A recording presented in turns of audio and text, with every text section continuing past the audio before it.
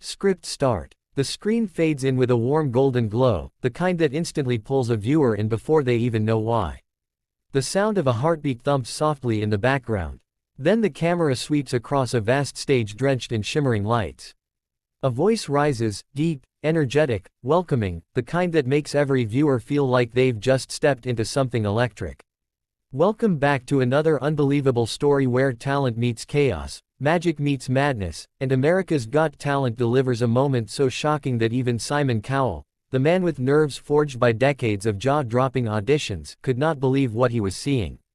Today we uncover the intense, suspenseful, and absolutely unforgettable story of the magician who walked onto the AGT stage with nothing but a suitcase, a hammer, and a fearless attitude, and ended up doing the unthinkable. This is the story of the man who smashed Simon's buzzer with a hammer. Before the world saw the viral clip, before the gasps echoed through the theater, this magician's journey began in the shadows of a quiet workshop, far from the flashing lights of the AGT stage. His name was Marcus Vail, an illusionist whose dreams outgrew the tiny audiences he performed for in narrow cafes, street corners, and late-night festivals where only a handful of people stopped to watch him. Marcus believed magic wasn't just about tricks. It was about moments. And he was determined to create one moment that would make the world stop. Night after night, Marcus practiced routines that blended sleight of hand, psychological misdirection, timing so precise it felt like choreography, and a little pinch of chaos. But every time he watched AGT, a thought gnawed at him. How does someone stand out when thousands are auditioning, each hoping to be remembered?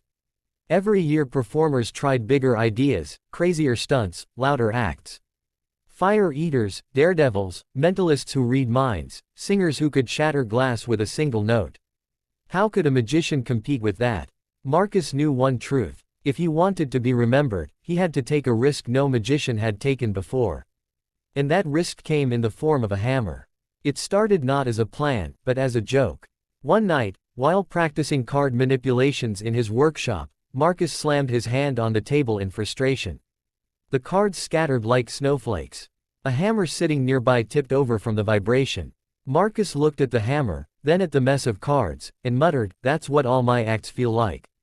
Destruction." Then he paused. Destruction. What if the trick wasn't about the magic he created, but the magic he destroyed? What if the performance itself challenged the very structure of the show? That's when the idea was born. The hammer would be the key.